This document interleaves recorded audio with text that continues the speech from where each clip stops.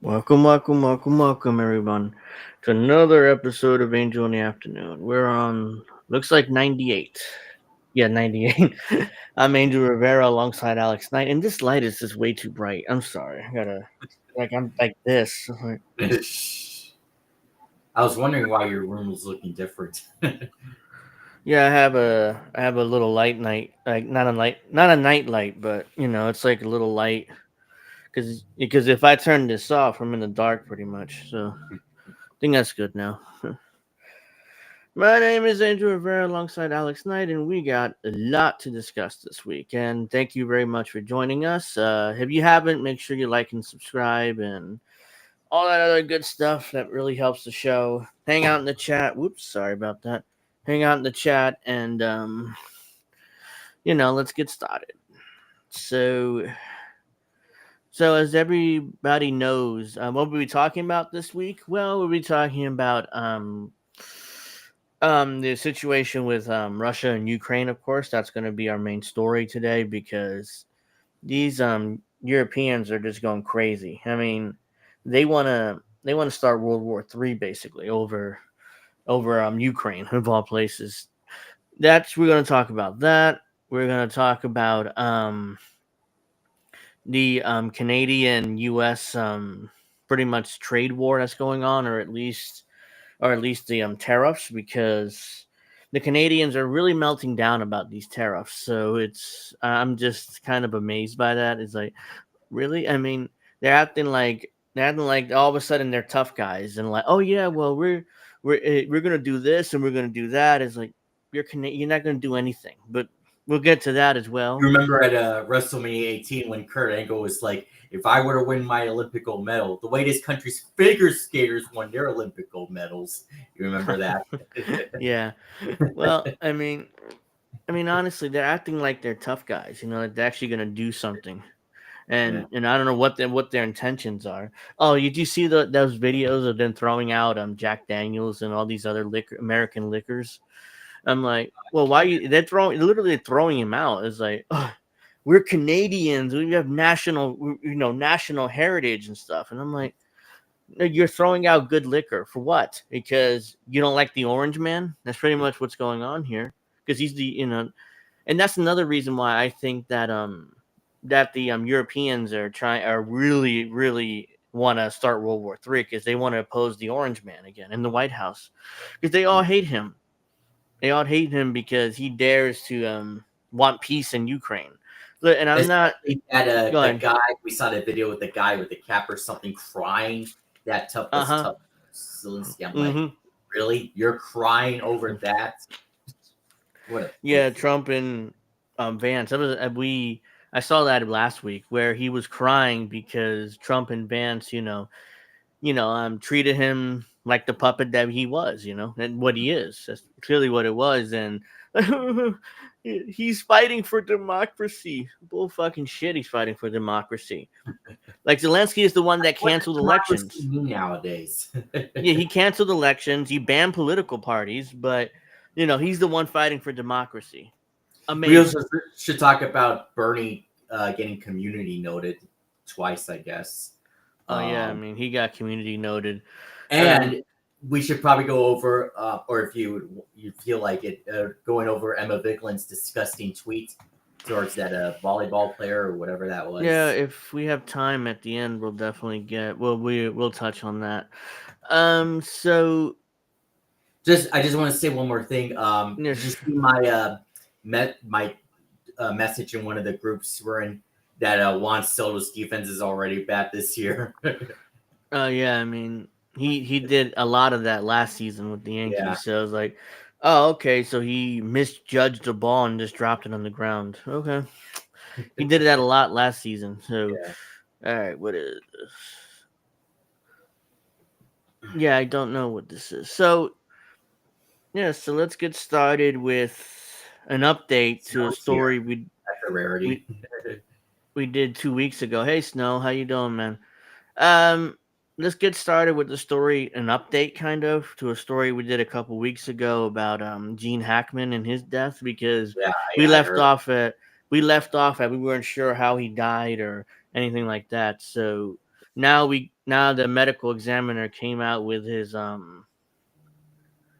his results. And didn't I save that? I got so many tweets. Hold on. I know I saved it. At least I think I did.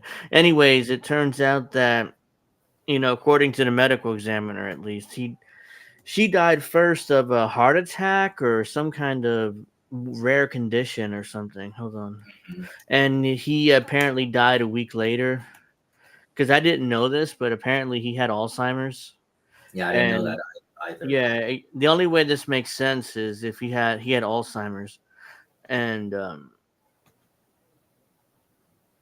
so so according to this, whoops, there we go. Uh, let me, oops, customize. I kind of discovered I could just do that Yeah. without having. So there you go. Um, Gene Hackman's death was caused by Gene Hackman cause of death was hypertensive and atherosclerosis.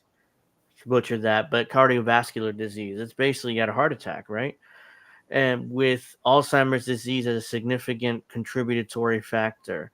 Betsy Hackman died of hantavirus pulmonary syndrome. The matter of death is national, chief medical examiner says. So apparently she died first, and since Gene Hackman has Alzheimer's, which I didn't know about, he died a week later because he had nobody to care for him, basically, Mhm. because his wife died first. So it's tragedy. It's a straight up tragedy, which is why, and when you have Alzheimer's and you're 95 years old, I mean, he probably didn't know how to take care of himself at this point. So he just pretty much sat around until he died. He's found dead in the kitchen, I think it was, in the ground, but just totally a tragedy. So it wasn't a conspiracy theory like I thought, like we were speculating, but it was just a normal cause of death, unfortunately. So I hope he would rest in peace. Natalie says, didn't realize she was dead for a week. Nobody dropped by. Apparently, nobody dropped by, and I don't know. I mean, his Alzheimer's probably, he didn't know what was going on, probably. So that's my guess, because that's still weird, that he would. Unless he pulls a Chris Benoit. I mean, I hope not, but I don't. He had Alzheimer's. I don't think he even was I know. capable. I shouldn't be joking about that. I know that, but just Yeah, I don't think he was even capable of, doing that at that point in his life. But yeah, I mean, I, what is hantavirus? I mean, is this some kind of? Let me see. I'm curious. my Uh, sister would probably know because she's a doctor. So oh, hantavirus pulmonary syndrome. Hantavirus pulmonary syndrome is a rare infectious disease that begins with flu-like symptoms and progresses rapidly to more severe disease. Uh, I don't why it, why would um Grape say only 95? I mean 95's old. I don't know what do you mean by only 95. um, Gene, yeah, I mean, so it can lead to life-threatening lung and heart problems. The disease is also called hantavirus cardiopulmonary syndrome. So basically, it's like a flu that gets worse, kind of like COVID a little bit. But I won't bring that up too much because YouTube still is kind of picky about that. Yeah. So that's the update. It looks like they both died of natural causes, and I assume the dog died the Oh, same way how he died because they both starved to death. But okay, so Grape was being sarcastic. That makes sense. yeah, I figured he was. That's why. So yeah, I mean, she was 65, something like that. So there's a 30-year age difference. But so that yeah. Sarcasm tart Starcast.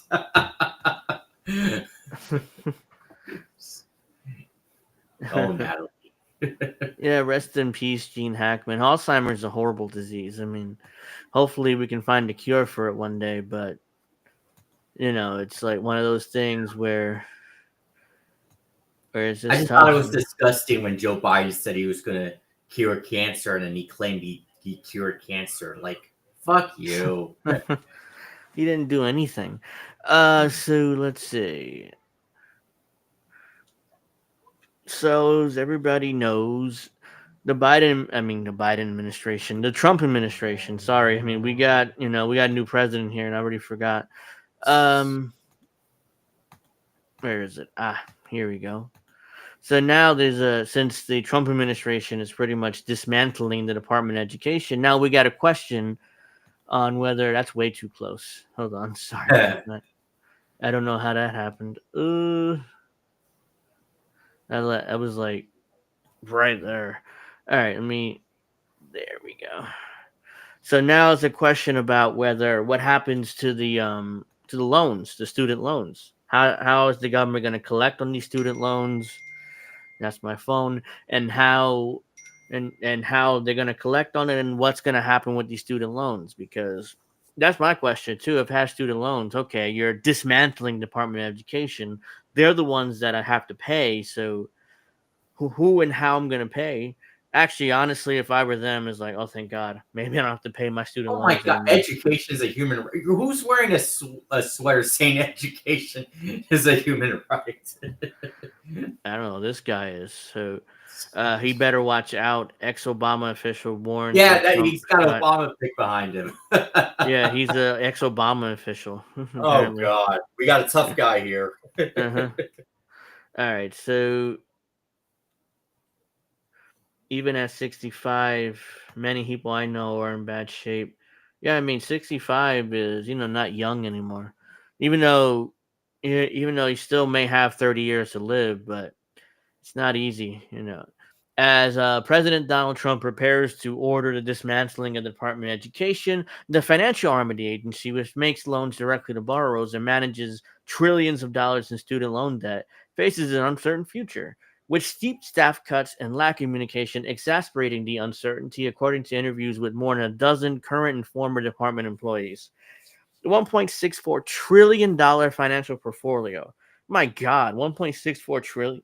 That's crazy, is managed separately from the department policy apparatus, with the latter which Trump has sought to wind down or reassign to other agencies. But Trump acknowledged Thursday that the massive loan balance was a complicating factor in his effort to shutter the agency. So yeah, people still owe $1.64 trillion in student loan debt. So it's like, okay, so what do we do? I mean, because we got to get that money, right? We can't just forgive that debt and shut down the agency. Of course not. We actually had the discussion today. Trump told the reporters in the Oval Office, suggesting that the debt could land the Treasury, Commerce, or the Small Business Administration. He said the SBA Administrator Kelly Loeffler, the former senator from Georgia, would really like to do it. Oh yeah, I'm sure she'd like to collect on that money. And then there's a question on whether the government would stay in business of lending money to students directly. Project 2025, okay, you got a fearmonger about Project 2025. The Heritage Foundation effort that was authored by many Trump allies through Trump himself had to distance himself throughout the campaign, suggested that a new agency could be established to extend loans going forward, run by a Senate-confirmed leader and a board of trustees. But the government would get out of the business of making loans directly, instead of reverting back to a role as a guarantor of loans underwritten by other companies. So they're going to privatize the loan system basically completely. The new agency would be funded by Congress with a goal of treating taxpayers like investors. Oh yeah, it's making into a business basically, with loans that could have better terms for certain academic disciplines or professions. Turn into a business with the American taxpayers and investors. There you go. Easy access to federal student loans and grants does not give students the incentive necessarily to make sure they're pursuing careers or degrees that would lead to careers with solid return on investment. Lindsay Burke, the director of the Heritage Foundation Center for Education Policy, author of the corresponding Project 2025 chapter, told CNN in the interview. Project 2025 vision: all loans should be moved to the Treasury Department, which would manage default and collections. How the Treasury would manage the portfolio is unclear. Roughly 40% of loans are currently delinquent. It's almost majority of them, or behind in payment, according to people familiar with the data. After 90 days, the missed payments are reported on the borrower's credit report. And after 270 days without payment, the loan goes officially into default. Experts warn that an avalanche of new defaults could be approaching as borrowers come to terms with the end of the multi-year pause on loan payments and changes to more affordable payment programs. The tidal wave of unprepared village, said one former senior education department employee who recently departed. The fallout's not even hypothetical now. Try to keep borrowers on current loans and avoid slipping off those financial cliffs. The education department employed contractors to ramp up communication and offer other payment options. The drafting and dissemination of these pre-default emails current and former education employees told CNN were done by AccuCenter, an outside company whose contract Doge had eyed canceling. So there you go. The people who would write these emails have been fired, and the more affordable repayment plans are going away, said the former employee. It's almost like the government doesn't even want to get paid. Oh no, they want to get paid. Trust me. The White House did not request a response for comment. Just that they didn't want to make it cheaper. They want all their money. Shrinking options available for borrowers. The cancellation of payment programs based off a borrower's income after months of legal challenges added uncertainty for borrowers facing weeks of strained staffing and customer service backlog in the departments. More than 33 million borrowers owed less than $40,000. Jesus. So people owed up to 200 plus thousand. Gee, that's some crazy numbers there. So 2023, the Biden administration introduced a series of affordable student loan payment plans known as SAVE that allow borrowers to cap their monthly student loans at 5% of their income instead of the previous 10%. Republican state attorneys general sued, arguing the plans were too generous and footed by non-college educated taxpayers. So as it moves to comply with the judge's order to end the SAVE plan, the Education Department removed applications for all income-driven repayment plans from its website, effectively locking out borrowers from adjusting their plans if they're unable to pay the standard rate. So yeah, basically, if your education, you have a loan through the education department, you're kind of fucked because you don't know. I assume you're gonna have to pay. You're still gonna have to pay full price for your loans plus interest, instead of you know the one few maybe good thing Biden did, which was the SAVE program. It's gone pretty much now, and you're gonna have to pay full price for those loans. That's part of the reason why I didn't finish college, because I had to take out loans. And like, yeah, nah, I'd rather not do that. So I'm gonna drop out now. So that was what that I'm gonna drop out now. So that's why I'm like, nope, no, thank you, and I was gone. So let's, yeah. So I wonder anyone in the chat has student loans or did have student loans at one point, because I'd be interested to get your thoughts on this. Excuse me. I'd be interested to get your thoughts on this because it's very this type of stuff. I'm very interested to see what you guys have to say about that. Hey Javier, thanks for joining us. Make sure if you haven't already, guys, make sure you like, and subscribe and all that good stuff. That helps a lot. Oh, I just closed the. Oh my God, bear with me 1 second. I just closed my tab here. So, oh my God, more. My ex timeline is for nothing but with Ukraine stuff and with Canada stuff. I mean, it's just so annoying. Everything. It's either we Ukraine or it's Canada. Talking about how they're going to be tough guys now and act like they're going to actually do something when clearly we all know they wouldn't. And they're also fear mongering about Trump possibly invading Canada. It's like he's going to take some of our land, which he's not going to do. I mean, he's trolling Trudeau, calling him governor and stuff, but he's not going to invade Canada. So I wanted to show you guys Stephen King's tweet. I thought he would disappear from X, but he's back now. So he's back after disappearing from X.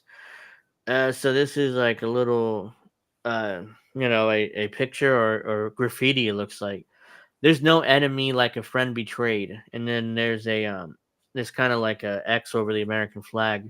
I'm like, Mhm. okay, so what are you gonna do?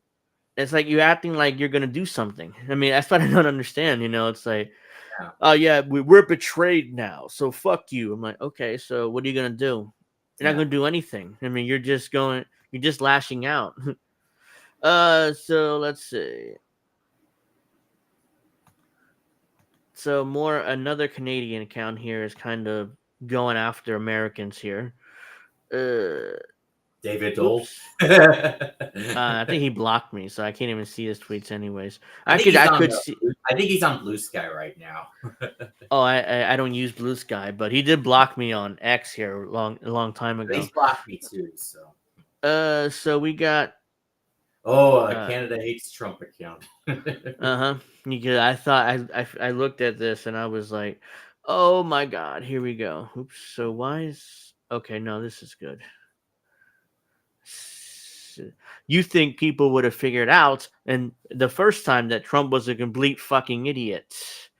But nope, 77 million Americans look at that oxygen teeth and said, "Yeah, let's do this again." The world's doing a collective facepalm at this shit stain.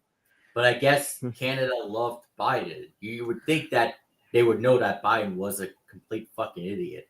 Yeah, there again. I'm not sure if Snow's in the chat or not, but it's still in the chat. But it seemed, but Canadians, they come across as very neoliberal shit libby. A majority of them, even though Trudeau's leaving office and his party's probably going to lose, and the Conservative Party's probably going to take control. But Mhm. Trudeau's been in control for years and years in Canada, so obviously, majority of them like that type of politics. So let's see what this is. I don't know what this is.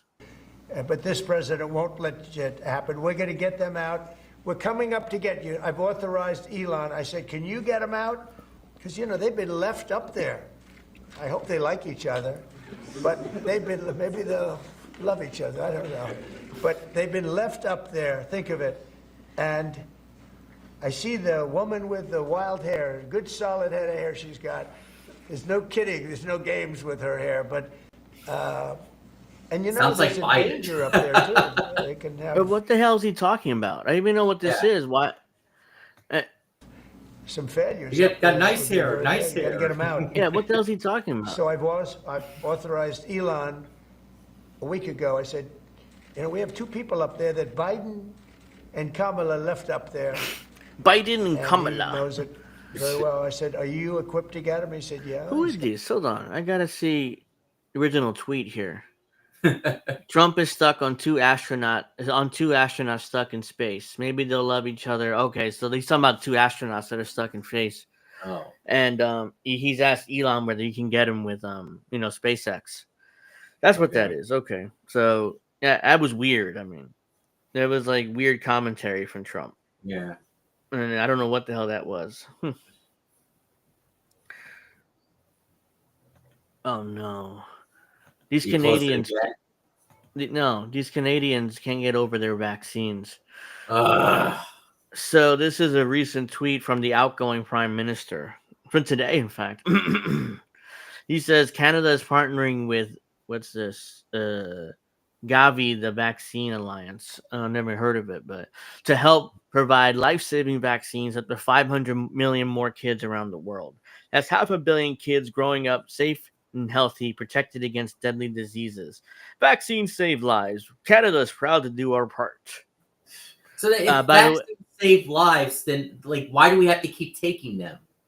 yeah, Aren't they supposed to be the one and done thing to cure them uh-huh. all? Then why do we have to keep Allegedly taking so. And by the way, make sure you get your COVID updated boosters and stuff. I mean, I them? got my appointment scheduled for next By the week. way, So you sure you want to really follow Justin Trudeau? uh, hey, I'm CBC. Thank you for joining us. So Javier says I had loans, but they were pre 2004 loans, which they got the paid off college, which was cheap in Puerto Rico. Okay, good, good, good. I mean, at least yours were paid off, but there's over $1 trillion in student loan debt right now. So let me. I came across this one too from Canada hates Trump or whatever the hell that account is. So listen up, fascist Barbie. Canada ranks fourth in the world in overall quality of life. Why the fuck would we trade with a country aspirely under a regime of a felon who worships dictators and doesn't give two shits about his own people? Fuck off, bimbo. So Oh, first of all, wow. nice calling a woman bimbo, which shit lives, hate, and that's against, they ban words like making fun of women like bimbo and slut and stuff like Yeah. that. But now, since it's a Trump administration, now all of a sudden it's okay to bring that back. Secondly, you may rank fourth in the world overall quality of life, but you're over here melting down about the tariffs. So why in the world? Which one is it? You don't want to trade with us? Fine, don't trade with us. It's going to hurt Canadian economy more than the American economy. Look, don't get me wrong, it'll hurt us. I mean, we're certain products. I'm not saying that it won't. A lot of cars are made in Canada, but overall, it's not going to hurt us as much as you guys, which is why you guys are melting down about it. We are Canadian. We're not American. We would just refer to Trump as Premier Trump, but he's not a premier. We are a social democracy, not a republic. American can keep their guns and we'll keep our health care. Trump is an utter disrespect, will not serve Americans in any positive manner. Okay. Can you play the video? I want to see what the video was. Oh, yeah, I can. I just came across that. Continues to call the Prime Minister of Canada, Justin Trudeau, Governor of Canada. I'm curious what he means by that, and if there are any plans that are moving forward with trying to make Canada the 51st state. And I have a follow-up on the economy as well. Sure. Well, the president put that in his True Social account, or his True Social post earlier today. He feels strongly that it would be very beneficial for the Canadian people to be the 51st state of the United States. They wouldn't be paying for these tariffs. They'd have much lower taxes if they were part of our great country. So basically, Trump is trolling Canada. So obvious, but why are they calling her? She's just reporting what Trump put out. Like, why are you calling her a bimbo for that? She had nothing to do with that. It's not her fault. I mean, she's just saying, look, this is what Trump posted on True Social, and what are you attacking her for? Yeah, and she just basically said, look, we don't know what's going to happen there. We'll see. I mean, there's no reason really to attack her personally. You want to go after Trump, whatever, that's fine, but it's not really her fault. Oh yeah, I should name, and since we're talking about the Canadians here, let's play this one. I'm sure you saw this. Prime Minister Justin Trudeau says no one in Canada should ever be afraid to call themselves Zionists. I am a Zionist. Very proud of that fact. He's a Zionist. So let's watch. Listen. No one in Canada should ever be afraid to call themselves a Zionist. I am a Zionist. He gets a polite applause. They're like, I am a Zionist. It's like saying a WWE promo was like, I am a Zionist. and then the polite applause, like he acted like he said, well, I'm a homosexual back in 1995 or something. I mean, that's not something to be proud of. Mm-hmm. So yeah, he's like, oh, well, I am a Zionist. It's like, even I know my mom admitted that she's a Zionist too. I was like, what? So, well, yeah. I mean, so we got more tough guy talk here. Hold on. Oh boy. Because I love this is the governor of Ontario, whatever it is. Canada just told Trump and Elon to fuck all the way off. This is tough guy talk here, probably. All U.S.-based companies will be banned from taking part in government procurement. Every year, the province and its agencies spend about $30 billion on procurement, alongside our more than $200 billion plan to build infrastructure. U.S.-based businesses will now lose out on tens of billions of dollars in revenues. They only have President Trump to blame. I'm also urging all 444 municipalities to do the same, and I'm thrilled to see some are already stepping up. For example, Mayor Patrick Brown in the city of Brampton and many other cities. As part of this government-wide procurement ban, we're going one step further. We're ripping up Ontario's contract with Starlink. Ooh. It's done. It's gone. See, he canceled the contract with Starlink, so that's why it's like, oh, Elon can fuck all the way off. I'm like, "No, I don't think Elon would notice. He's so rich. I don't think he would notice a contract like that canceled. It's like, oh, they canceled the contract. All right. So he's so ridiculously rich that it's like, okay, I mean, you're acting like a tough guy. You cancel these contracts. Congratulations. So let's see. Oh no, I'm not. Fuck the Cash and Stream brothers. Let's see. No, I was gonna like, nope. Let's see. So yeah, the Canadians are. Oh, this is the one. This is the one I was talking about with the fear mongering about an invasion. So let me see. Oh yeah, that's good.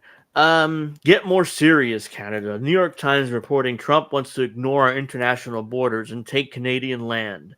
He said it to Prime Minister Trudeau. I just don't blame Trump. He's a monster. I blame the average American voter who is no better than him and gave him power. So yeah, let's just blame the American people. Oh yeah, it's not Kamala Harris's fault. It's not Joe Biden's fault for being shitty candidates. No. It's on the American people voting for Trump. So who is this guy? Canadian emergency physician. Okay, so he's Canadian. So this is the actual part of the article where he alleges that Trump is going to take Canadian land. He also brought up something much more fundamental. He told Mr. Trudeau that he did not believe that the treaty that the Macritites, I don't know what that word is, the border between the two countries was valid, and he wants to revise the boundary. He offered no further explanation. That doesn't mean it's an invasion. It just means, apparently Trump disagrees with the border, where the border of Canada and the United States should be. The border treaty Mr. Trump referred to was established in 1908 and finalized the international boundary between Canada, then a British Dominion, and the United States. Mr. Trump also mentioned revisiting the sharing of lakes and rivers between the two nations, which is regulated by a number of treaties, a topic he expressed interest about in the past. So that doesn't mean it's an invasion, because he said he wants to ignore international border and take Canadian land. So it just, I don't know. Trump talks so much out of both sides of his mouth that I don't know what intentions he has. He's talking about during. Oh yeah, we should probably touch on his speech he had on Tuesday night.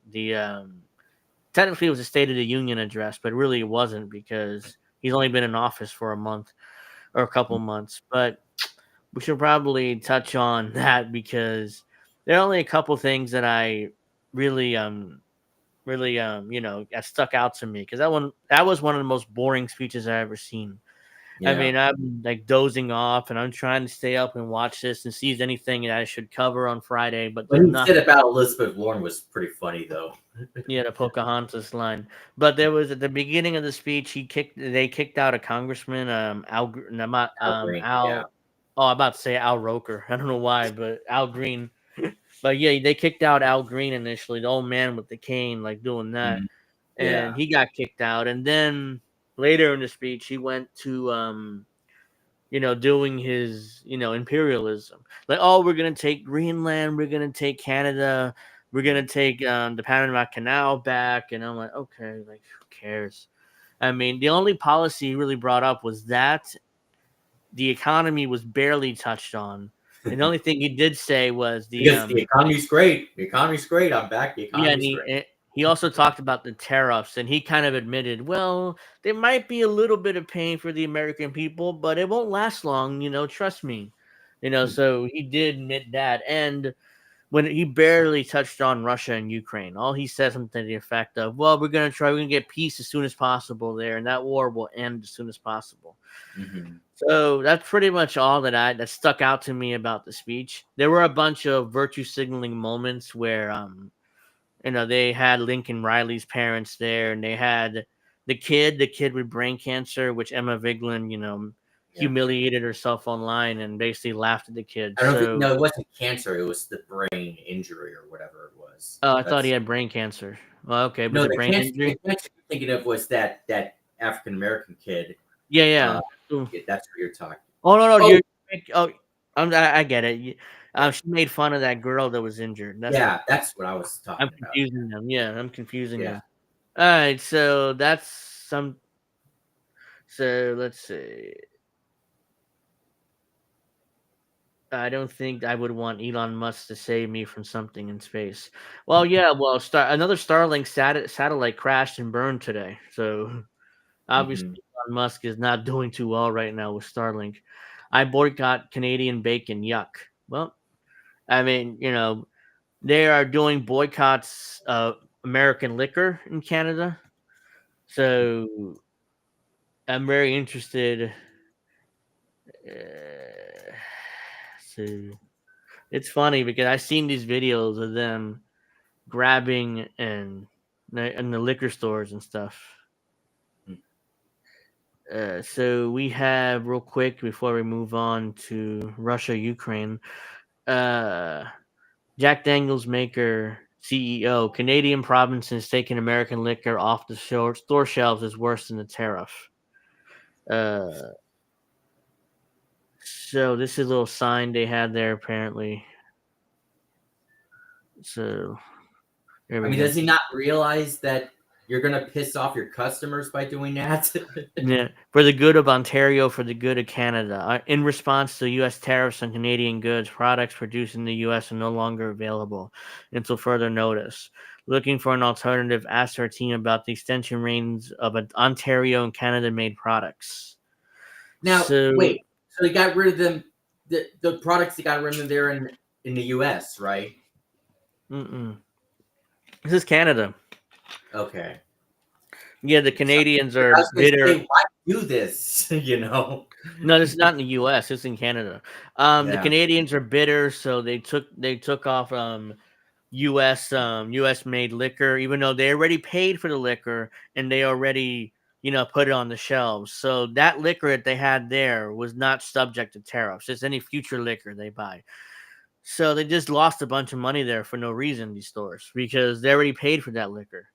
They already paid Jack Daniels and all these other companies for the liquor. So they got the money. So they're taking it off the shelves and throwing it out, or I don't know what they're doing with it. It's just, just virtue signaling, just costing yourself money. But, it's not me, so you do you. If you want to ban American liquor, that's fine. Here's the video I was talking about. This is what I saw.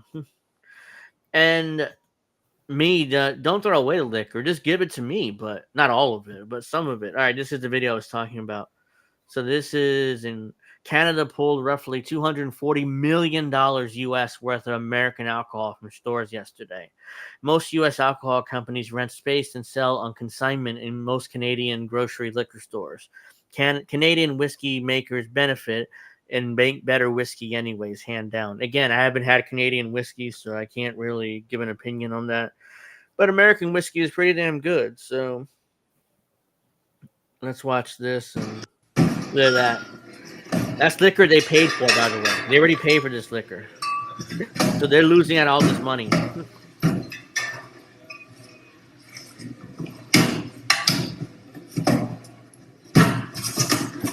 Hey, let's virtue signal by taking these liquor we already paid for off the shelves. Because it doesn't apply to that liquor. It applies to any future liquor they buy. So, yeah. So, again, there were also protests in Canada in front of the U.S. Embassy because of the tariffs. And I joked on X, like, well, the Americans have not noticed these tariffs. It's the Canadians that are melting down about it.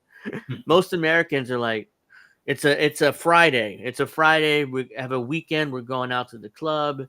They don't care about these tariffs. All right. So this is more of this. Scenes from Ontario, making America great again by making the world hate us and not buy from us. This is an American liquor produced in red states that have been ordered to take off the shelves across Ontario. Here's the thing, Brian. They already bought this liquor, so they already got the money. So this is a giant virtue signal. because I don't know what they're going to do with that liquor. It just lost $280 million US because they refuse to sell this liquor. So, because they're virtue signaling.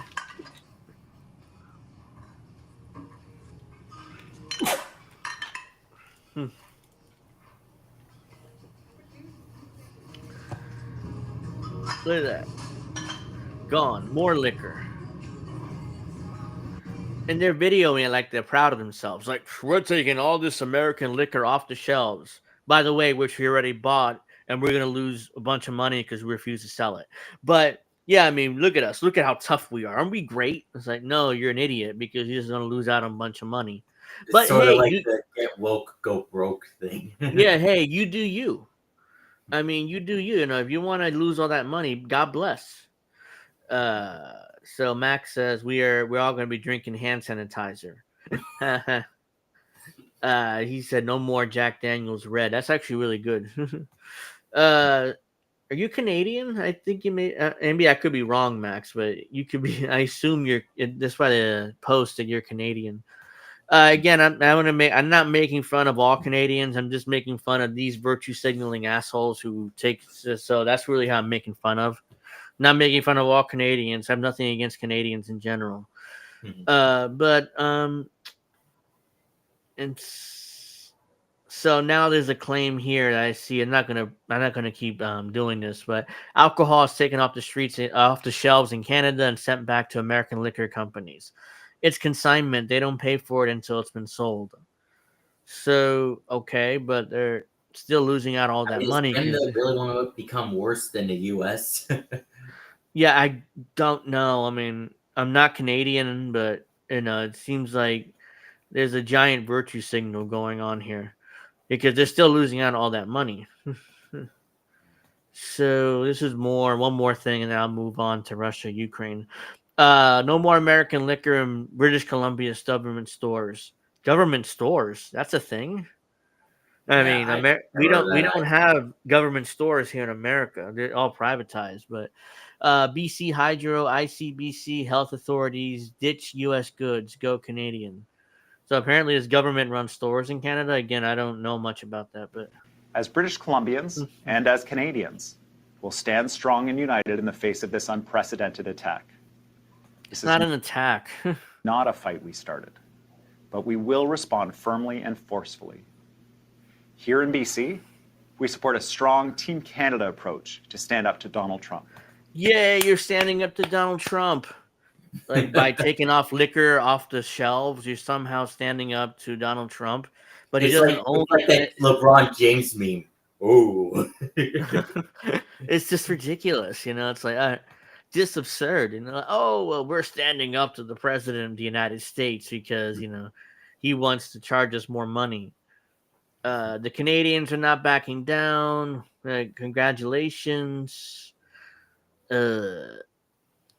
Ontario, British Columbia, Quebec, Manitoba, Nova Scotia, and Newfoundland and Labrador are all pulling American liquors from provincial retailers. Congratulations.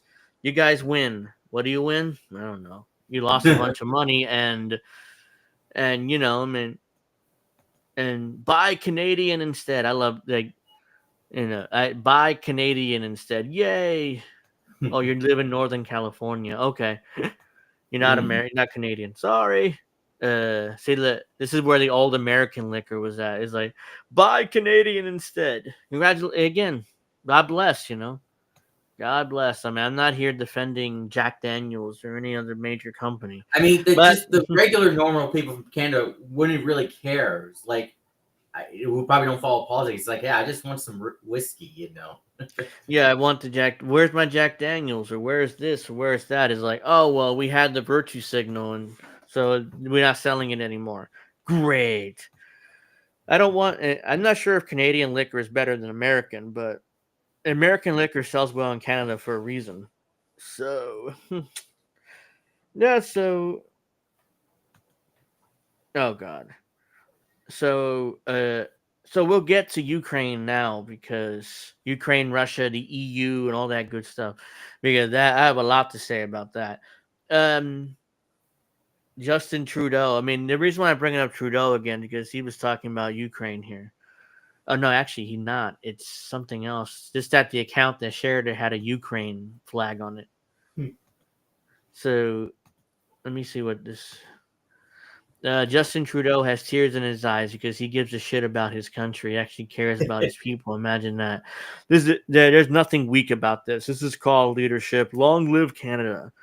By the way, has an American flag, a Ukrainian flag, a pirate's flag for some reason, and Yeah. he has a check mark.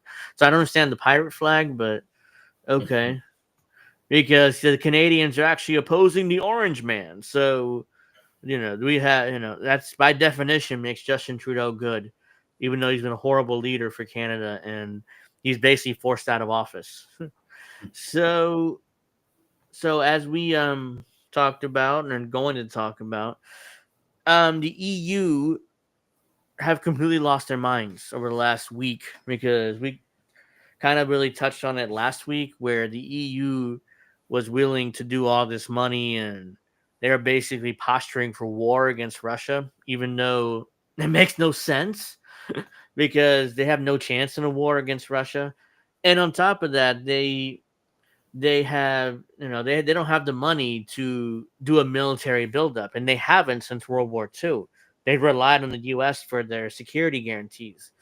So now all of a sudden Trump is saying, "Oh yeah, let's make peace. Let's make peace between Russia and Ukraine. The proxy war has gone on long enough." And immediately here comes the EU, like a full blown meltdown, like I've never seen. It's like, "Oh yeah, we're gonna do a military buildup ourselves. We're gonna go to war directly." They're threatening war, like a hot war with Russia. It's not like they're posturing. They're posturing, yeah, but they're threatening a hot war, like we're gonna go in with our military, full in, do an invasion of Russia, ground invasion. I'm like, you're gonna do a ground invasion? Like right now we're in March, so the summer is coming up. But that ground invasion, Russia is a gigantic country, so good luck with a ground invasion. I mean, the Russians are, they've been fighting on that land for millenniums, so generations, so they'll be fine. The Europeans, they have no chance. So we'll start with this story first. Especially British Prime Minister Keir Starmer is really, really hawkish against Russia. Very hawkish. So we'll start with the British Broadcasting Corporation, which, by the way, got funding but from the USAID, as we covered at the time. But they got some funding from USAID. But Sir, let's make this right. Sir Keir Starmer has welcomed a EU move to increase defense spending that was decided at an emergency summit in Brussels on Thursday. The package includes loans and weakened deficit rules in a bid to boost the continent's military forces. So, what they're doing is they're taking out loans and they're weakening their deficit rules in a bid to boost the continent's military forces. In other words, they don't have the money to do this military increase. So they're going to take out a bunch of loans and they're going to weaken their deficit rules.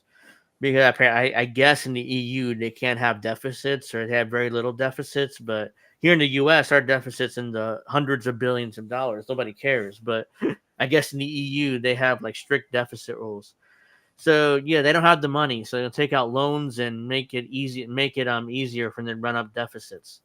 Speaking after a call with EU leaders earlier, the Prime Minister said it was a historic move and another sign of Europe stepping up.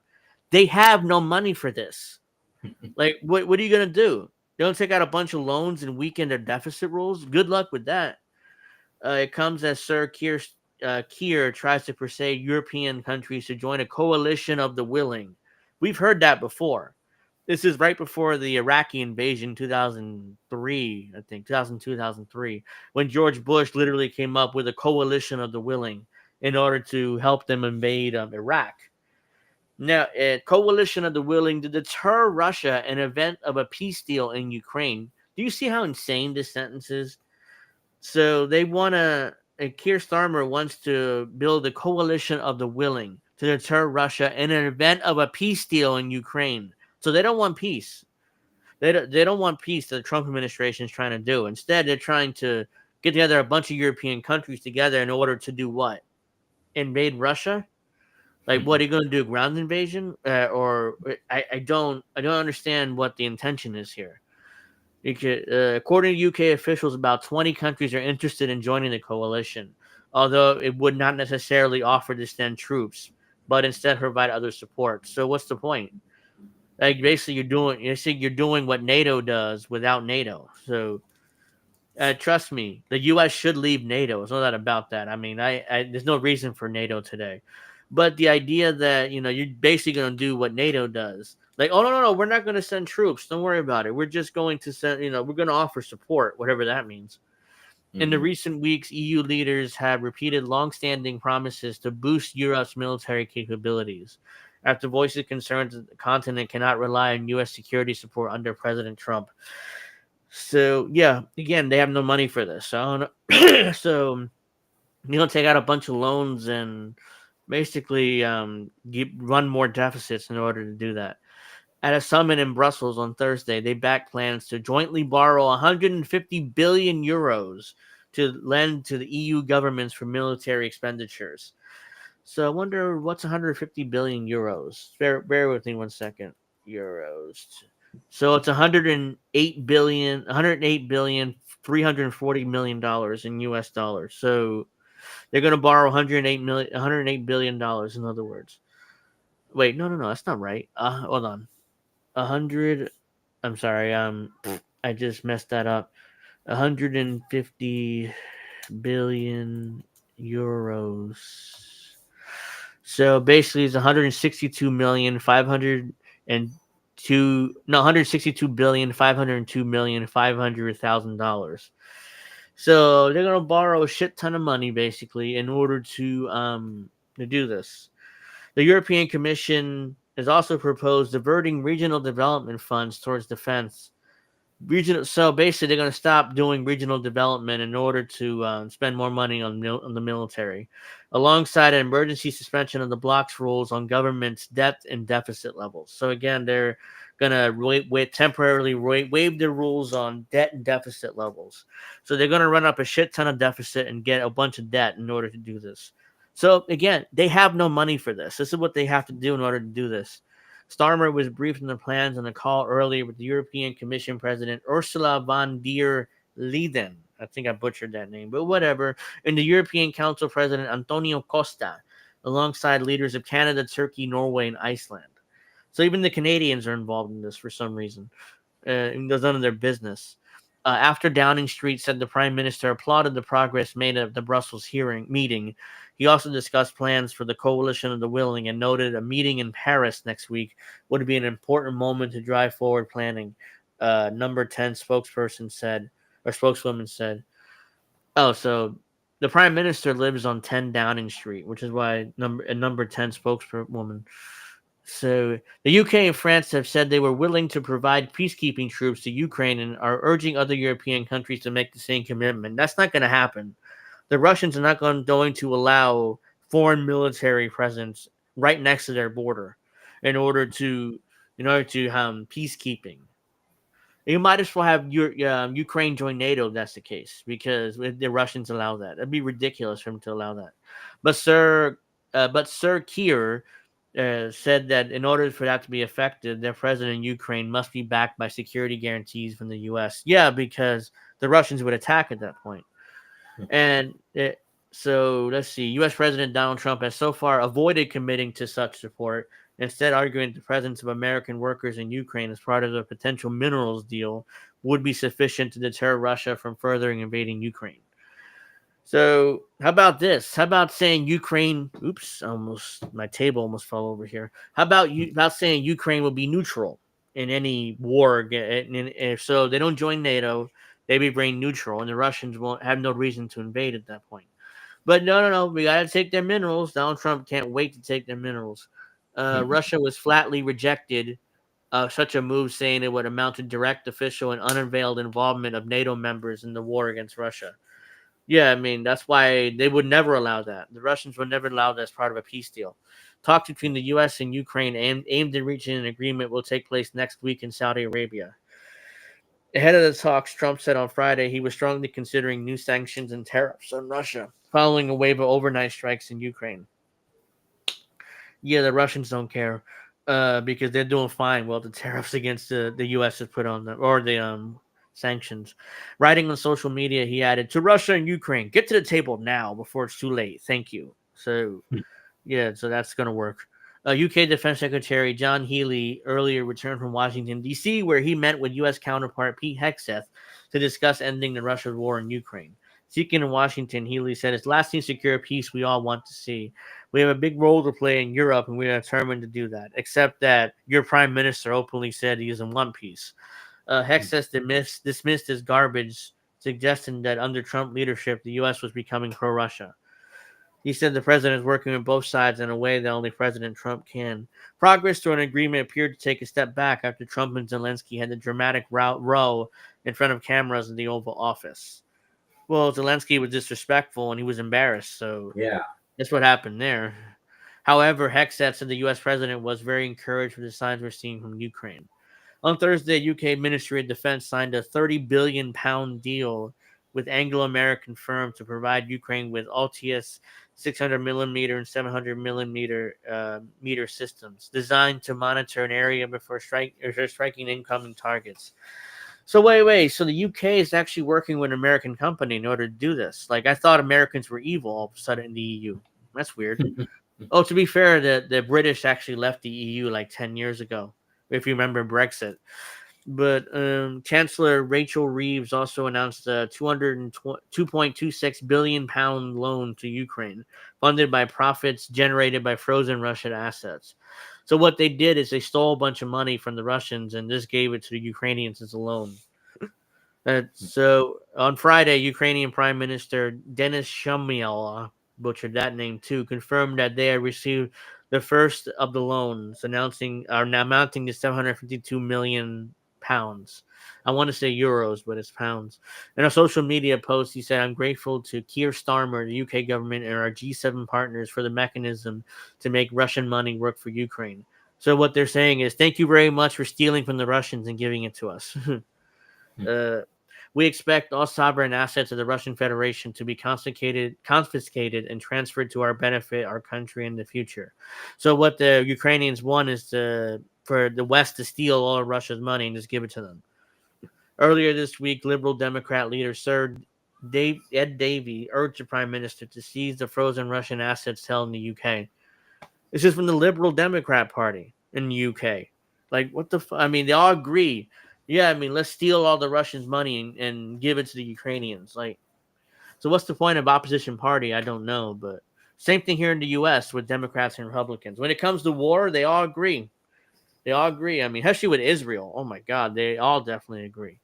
The Liberal Democrats are now calling for the Attorney General to publish legal advice on taking the assets. Yeah, because it's probably illegal, but they're trying to get the lawyers to figure out how to make it legal.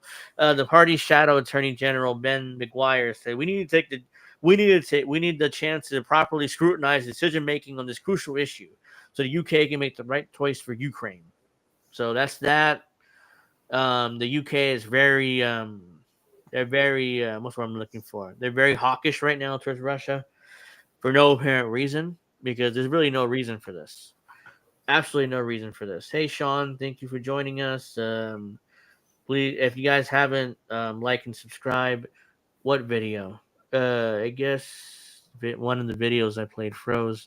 Sorry about that. I mean, so yeah, I'm also gonna probably play a speech from plenty of these world leaders here, where especially the Canadian ones, where not the Canadian ones, the EU ones, where they're kind of melting down about this. So let's start with this one. Let's start with the leader of the EU here, because she's announcing this deal here. This so 26 member states of Europe's endorsed the EU president's 800 billion to 1 trillion US defense spending plan, which, as we established, they can't afford, but they're going to basically take out loans and it's put a shit ton of deficits and debts on themselves. So let's watch. To do so. And this is why we will propose to activate the National Escape Clause of the Stability and Growth Pact. This will allow member states to significantly increase their defense expenditures without triggering the excessive deficit procedure.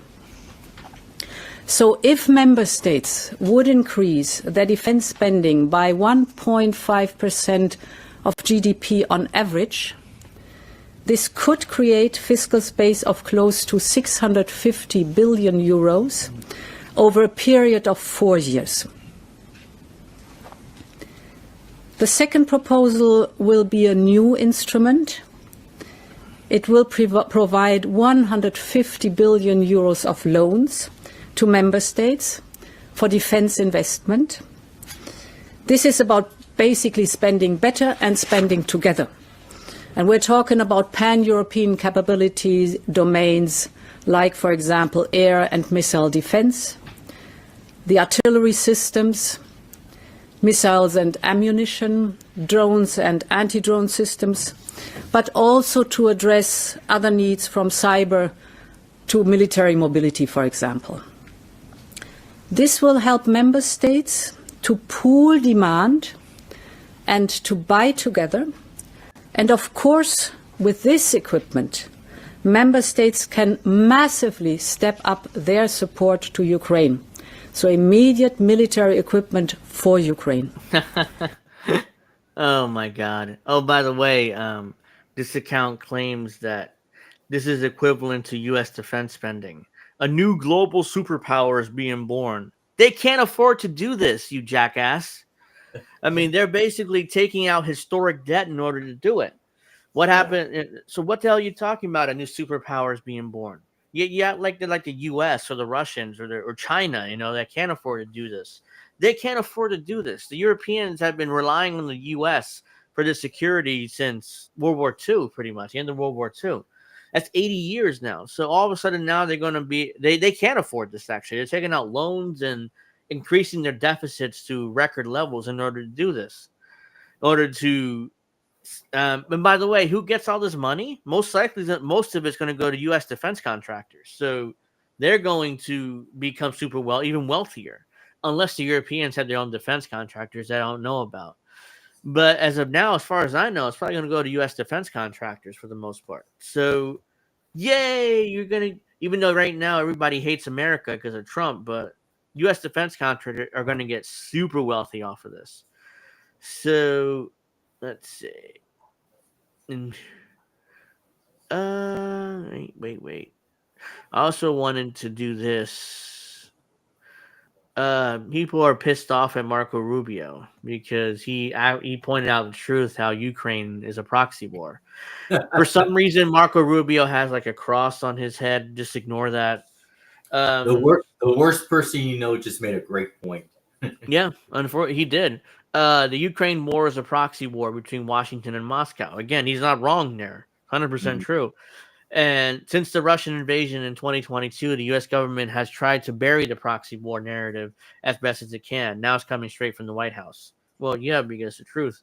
All right, so let's hear out this guy here who has ignored the cross on his head.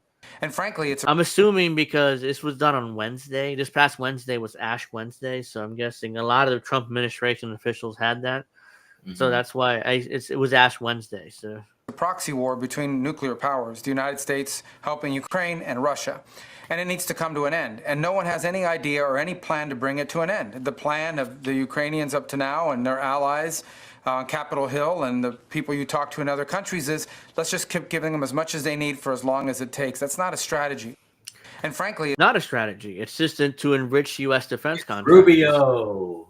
And again, little Marco here, little hand Marco made a good point here. So we don't like that. By the way, I have to debunk this real quick because, yeah, it was Ash Wednesday. Yeah, that's why Marco Rubio had that cross in ash over his forehead. I have to bring this up because this is ridiculous. This is why we hate Russia. So countries that are invaded by Russia and the USSR. Now take a look at these years. They're mostly either in the 20th century during the Soviet Union, 19th century, some 18th century, 16th century, 15th century, uh 1717, 1847, 1917, 1792. I mean, if you go to the 21st century, even the 21st century, Russia's invaded what, two countries? Georgia and Ukraine. And a lot of people may argue that Chechnya it's their own country, even though they're part of Russia still technically. So I'll give you that one. Three countries, and since the 21st century started. So a lot of these numbers, this is why we hate Russia. Look at all the countries they invaded. They were back either before when the Russian Empire, when the Tsars were around, or during the Soviet Union era. Now show us the countries that Ukraine has invaded. It's too much. This is so ridiculous. It's so disingenuous. Is how many countries has the United States invaded since the 21st century? Let's put it since 9/11. I lost count. Syria, Afghanistan, Iraq, Libya. See, I've lost count. A lot of African countries we've bombed in for no reason. So that would probably put it number around 8 to 10. Let's see where else. We've done actions all over the Middle East. So hell, I mean, we're looking at maybe 10 to 15 countries that we've invaded since 9/11. And by the way, Donald Trump recently used the global terrorism law in order to justify his murdering or about to kill a bunch of drug lords in Mexico. So law and order. Yeah, he's the law and order president. So let's see. Yeah, I wanted to also look at this. I'm not gonna actually play the sound because I'm worried about the music, but yeah, this is the point that I made before. Because look at all the countries. Because I talk about this more in the episode that I filmed and I'm going to air Sunday. The history of this and why the U.S. and NATO are responsible for this war, not the Russians or the Ukrainians, to be fair. But back in the back when the Soviet Union fell, the U.S. promised Gorbachev that the NATO would not move 1 inch eastward after Germany was allowed to be reunified as a country. And what do? We immediately do this, and we immediately do this, as you can see here. They all join NATO here. All the blue countries there join NATO. So they either join NATO. The dark blue is NATO member. Okay. So Turkey, Romania, the Baltic states, they're all join NATO. Sweden and Finland do too, I'm sure, at some point here. Yeah, so this is what led directly to Ukraine war. So, It still amazes me how huge Russia is, the country. And it was bigger. The Soviet Union led all the way to Germany, pretty much. That's why they had East Germany and West Germany. So the Soviet Union pretty much covered. Hold on, let me go back to this real quick because I could show you guys that it was here. The Russian Empire, the Soviet Union was here. Like they split East and West Germany, and they had control pretty much of all these countries here, except for Finland and Sweden, obviously. So it was huge, and now Russia's still huge to this day. I mean, even after they lost all the Eastern Europe states that they controlled at one point after the war, after World War II. So yeah, I mean, it is amazing how big Russia is, and eventually, let's see what else here. That's last week. Okay. I mean, so I wanted to play. This is the Lithuanian president. Yeah, they're nuclear.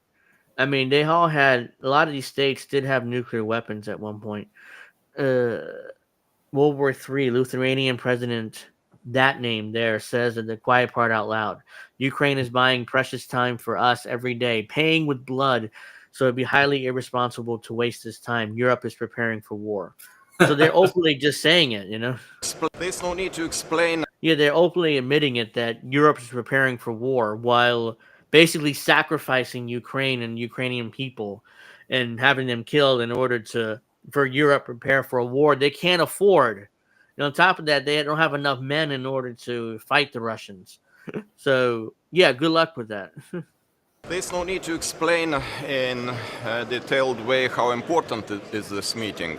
We are in the 4th year of the war in Ukraine, and Ukraine is buying the precious time for us every day, paying with the blood. So it would be highly irresponsible to waste this time and to have long hours discussions without the clear outcome. So I think we have two very important proposals on the table. First of all, I appreciate the efforts of the President of the European Commission, Ursula von der Leyen, for this 800 billion euro plan. I think Which this can't is afford. a step forwards comparing with the situation we are now. And it would be really high assistance for my country because we have very ambitious target in my country to spend for defense from 5 to 6% of our GDP. It means a lot, but for that we need more flexible treatment of defense spending while calculating the fiscal deficit according to economic and growth and stability plan.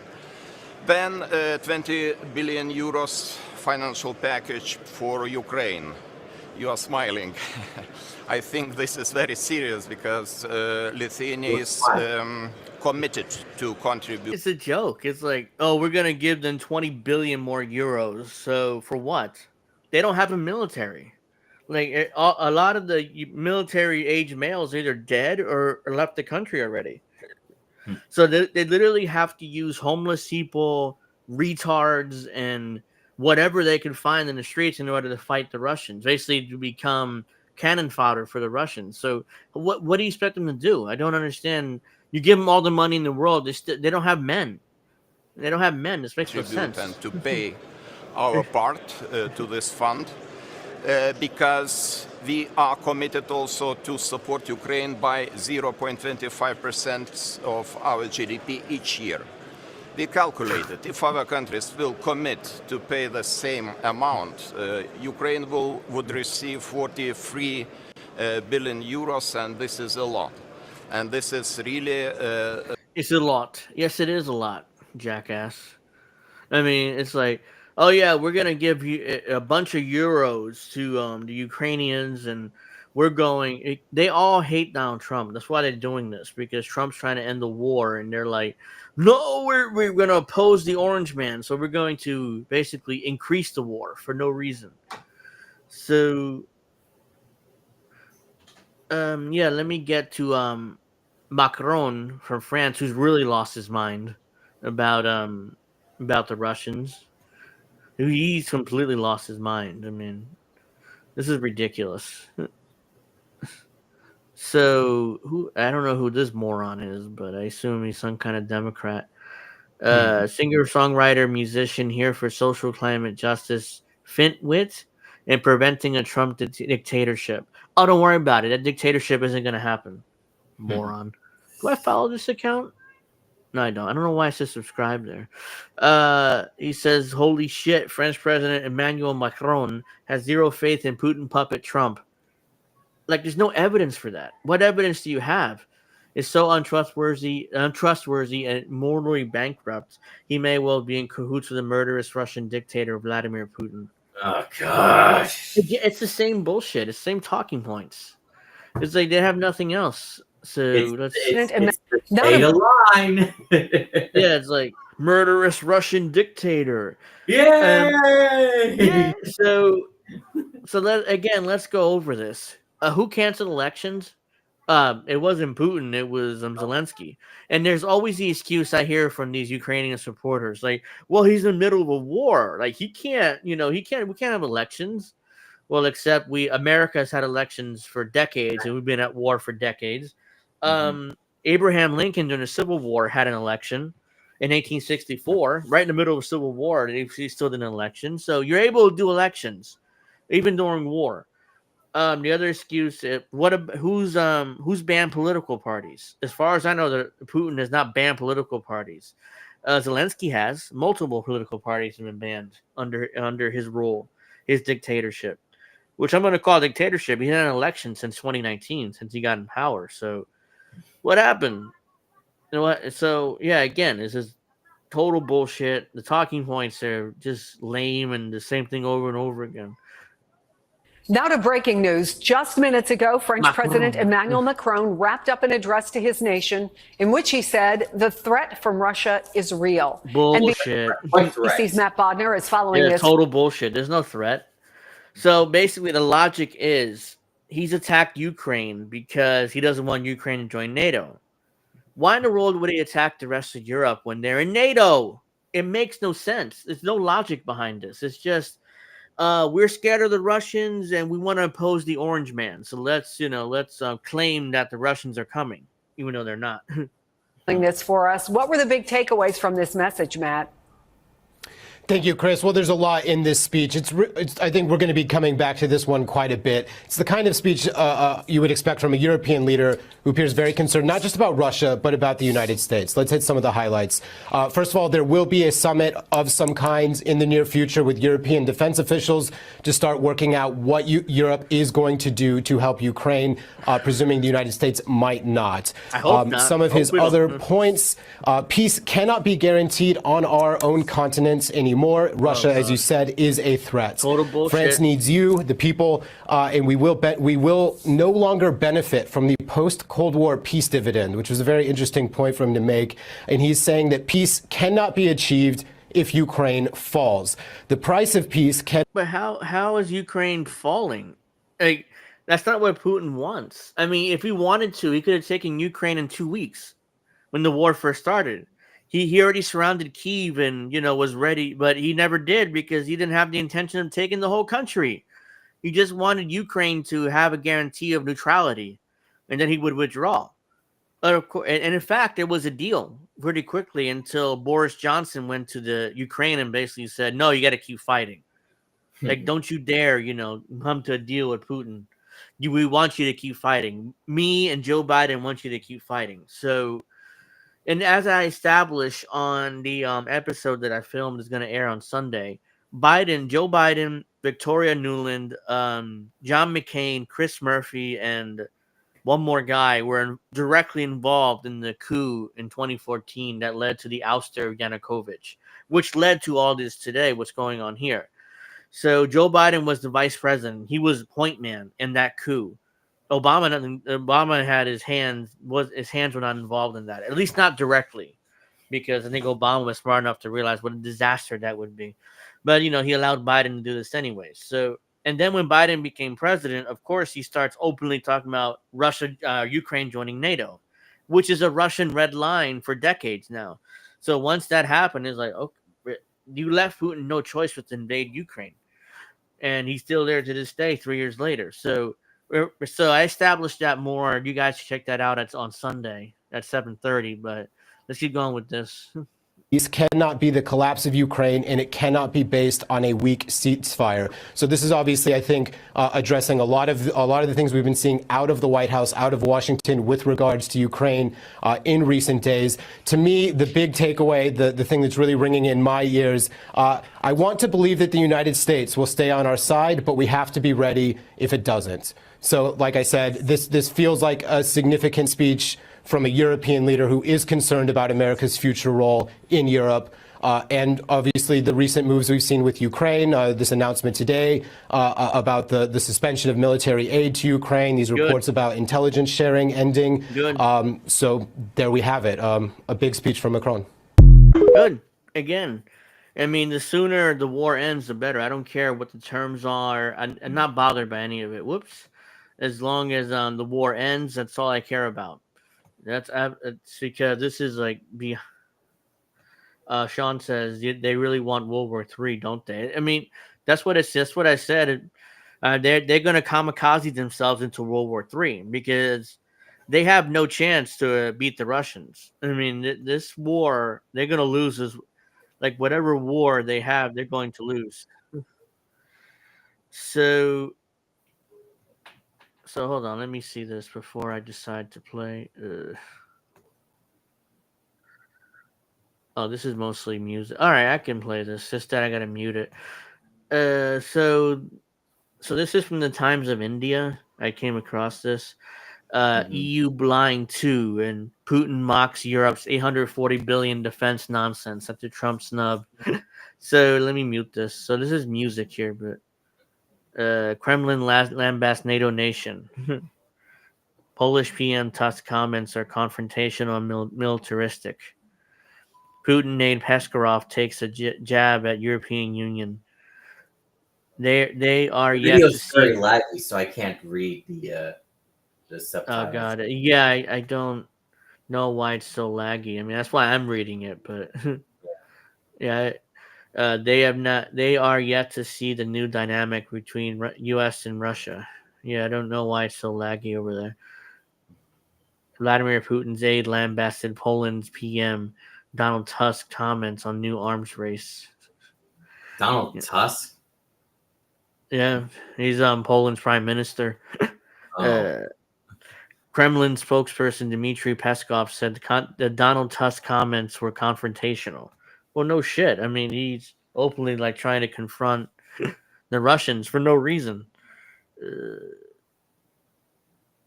Europe is yet to adjust to the new dynamics between Russia and the U.S., Peskov said. Well, yeah, how dare they try to get peace? Kremlin slams militaristic comment by Polish PM. They will not win against us because we will not play with them. We will be busy ensuring our own interests. We regret the confrontational, even militaristic statements coming from Warsaw and Paris, which shows that Europe has yet to adjust to the new dynamic between Moscow and Washington. European leaders will eventually feel which way the wind is blowing.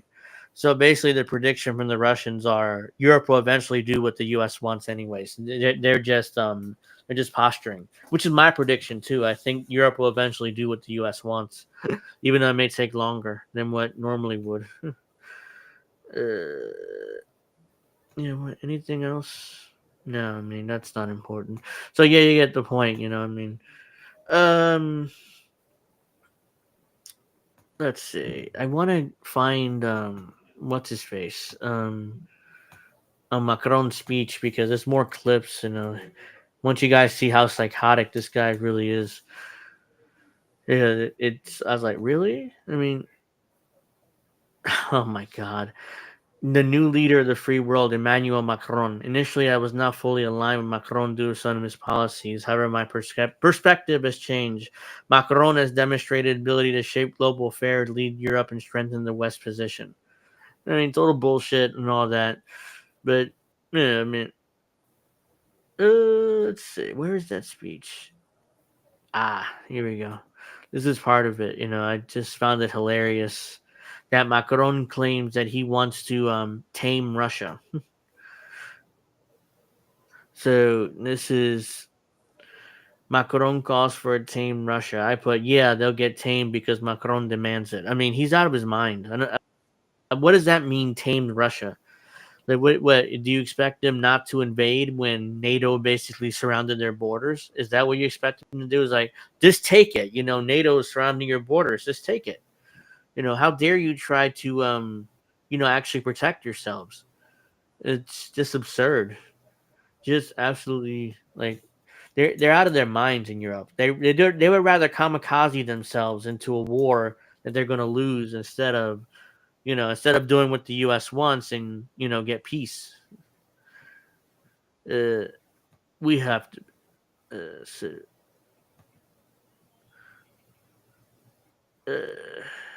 So yeah, like this.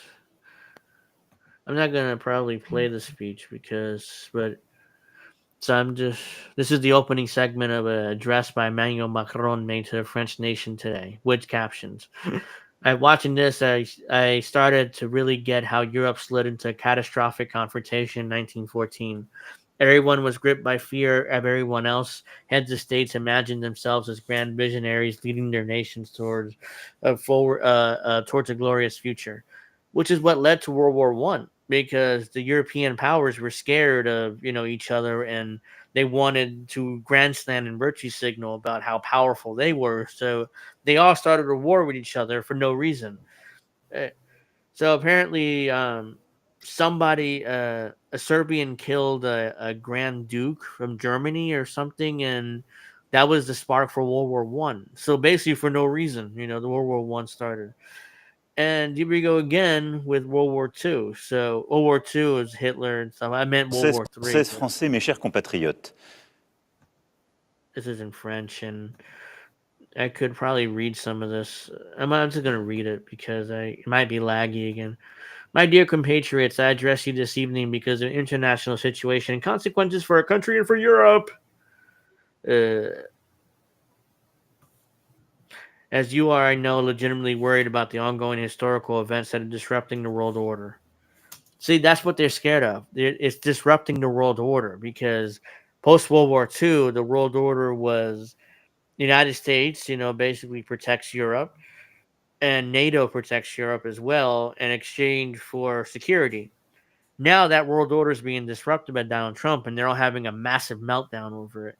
And they're like, "Oh my God, we gotta increase defense spending, which we can't afford." And what are we gonna do? Let's see. Oops. The war in Ukraine, which has led to nearly 1 million deaths and injuries, continues with the same intensity. Well, whose fault is that? Again, the United States of America, our allies, changed their position on this war. Good, as they should. Less supportive of Ukraine and leaving doubts about the future. At the same time, the same United States of America is trying to impose customs tariffs on products from Europe. Okay, I don't really care about that. Finally, the world continues to be more and more brutal, and the terrorist threat does not weaken. Look at this psychopath. In total, prosperity and security have become more uncertain. We must admit that we're entering a new era. Let's see.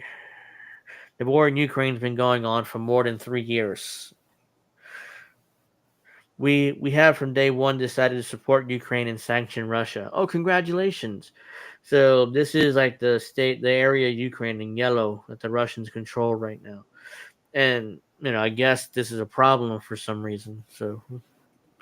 And we have done well because not only for the Ukrainian people who will fight with courage, but for their freedom. But it's also our security who's threatened. Bullshit. It's total bullshit. Indeed, if a country can invade its neighbor in Europe, then no one can be sure of anything. So why would the Russians invade France or Paris? That's World War III because of NATO. They're part of NATO. So none of this makes any sense. But the psychopath here swears up and down that France is in danger somehow. And it's the law that is strongest that applies peace and can no longer be guaranteed our continent itself. History has taught us this. Beyond Ukraine, the Russian threat is there and affects the countries of Europe. It affects us. How? Again, the Russians aren't going to invade. Russia has already made it a global conflict of Ukraine. What? What did you just? Russia has already made a global conflict, the Ukraine conflict. How? Did they invade another country and somehow I missed it? No, it's not a global conflict. You guys made a global conflict when you started funding Ukraine. So you made a global conflict, not the Russians. It has mobilized North Korean soldiers, Iranian equipment in our continent with help of these countries to arm themselves more. It is true that they're using North Korean soldiers on the front lines, or they're about to, because the Russians are even running out of soldiers to use. Iranian equipment, it's probably true too, because the Iranians and Russians are allies. So the reason but the North Koreans are allowing their soldiers to be used in exchange for more military technology. So North Koreans can update their military. So that's what the deal is basically between the Russians and the North Koreans. Russia, President Putin violates our borders and assassinates opponents. Oh, there's no evidence for any of that. Who did the Russians assassinate in Paris or in France? Something I missed, obviously. Like, manipulates elections in Romania and Moldova. No evidence for that either. We talked about the was it Romania? I think a couple weeks ago, or was it Romania or some kind of, I forget what state it is right now. But we talked about a state that that the pro-Russian like leader won, and they canceled those elections and held new elections and arrested the president who won the election. And their excuse was flimsy. It's like, oh, Russian interference. That was all the excuse they had. It organized the digital attacks against our hospitals to block its operation. Oh, really? Any evidence for that? You need a citation for that. Russia tries to manipulate our opinions with lies and spread on social networks. Again, this is Russia. This is Russiagate. Remember when Trump's first term, where they allegedly used Facebook ads in order to help Trump win the election? It's ridiculous. And now here we go again. It's like they're trying to manipulate our opinions with social media posts. I'm like, the United States can do that too. You guys can do that too if you wanted to. So what are you talking about? It's not just the Russians. And deep down, it's our testing or whatever he said. It doesn't in the air, sea, space, beyond our screens. This aggressiveness does not seem to know any borders. All right. And Russia at the same time continues to rearm itself, spending more than 40% of its budget on this end. You know how much of our budget the U.S. spends? Nearly 60% of our budget goes into the military. So Russia spending their puny 40%, acting like that's a big deal. We spend nearly 60% of our budget on the military. So there's nothing there. 2030 plans to increase its army again at 300,000 additional soldiers, 3,000 tanks, and 300 more fighter jets. Again, that's small potatoes compared to the U.S. and our military, but whatever. Who can therefore believe in this context that Russia today was stopping Ukraine? Because it would make no sense. Russia's in France, and most of Europe is a part of NATO. So why in the world would he start a war with NATO, World War III? He wouldn't do that. The Russians wouldn't do that. Like, that makes no sense. But again, doesn't have to make sense. Russia has become, at the time I was talking to you, in the years to come, a threat to France and Europe. Again, no evidence for this. I deeply regret it. And I'm convinced that in the long term, peace would be in our continent with Russia becoming peaceful again. How's that supposed to happen if you think Russia is a mortal enemy? But the situation I'm describing to you is one that is that one we have to deal with it. So that's the psychopath here, Macron, who thinks the Russians are very scary. The Russians think they're very scary, guys.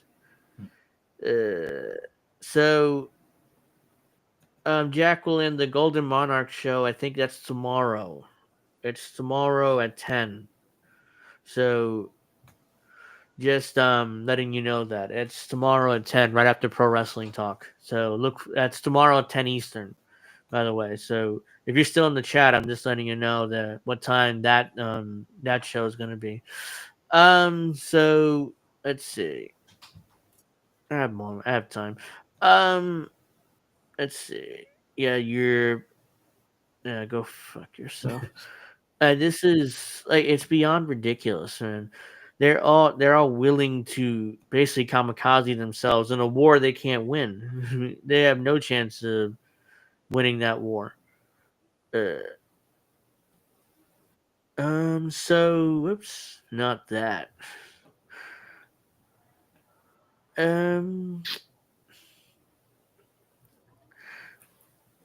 Well then, so let's see. Whoops, where's that? So yeah, I mean, the bottom line is that they're trying to kamikaze themselves in order to do what? I don't know. I don't know what they're expecting. Like, are they going to beat the Russians? Absolutely not. But at the same time, so we have Golden Monarch is cool, I mean, I like his coverage on the crypto stuff. That's, by the way, tomorrow at 10 o'clock Eastern. So I'm pretty sure that's the time. So America has changed sides in the middle of a war, says Churchill's biographer, launching an extorting attack on the Trump administration.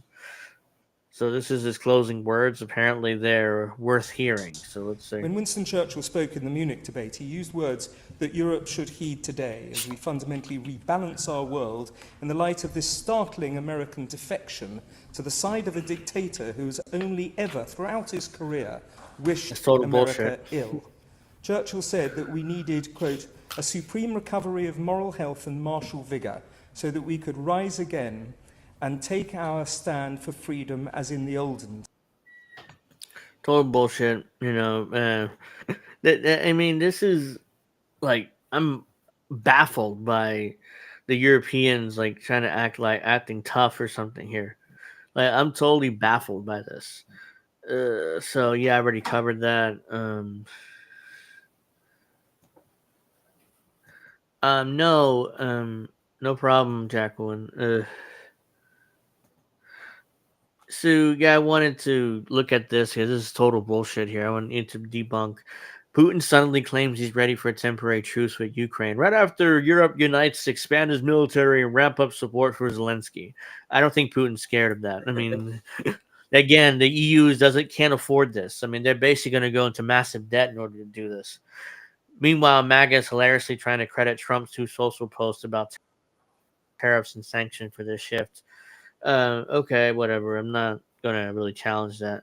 The U.S. imports less than $3 billion from Russia annually. It's a tiny 0.77% of what we import from Canada. Tariff would be a pinprick to Russia's economic health. Russia's one of the most Russia, one of the most heavily sanctioned nations in history, blah, blah. Trump is desperately trying to steal credit for Europe's actions after his own catastrophic failure on the world stage. That's total bullshit. This is on Trump victories, Putin reacting to real pressure from Europe. No, again, he's not afraid of the EU. I mean, again, they can't afford that. So they're going to go into massive debt in order to expand their military. And then, you know, what's going to happen? They're going to go broke. Jacqueline says, "Oh yeah, it was the assassination of Alex Lebenko, where the ECRHR ordered Moscow to pay his widow £100,000 for his compensation."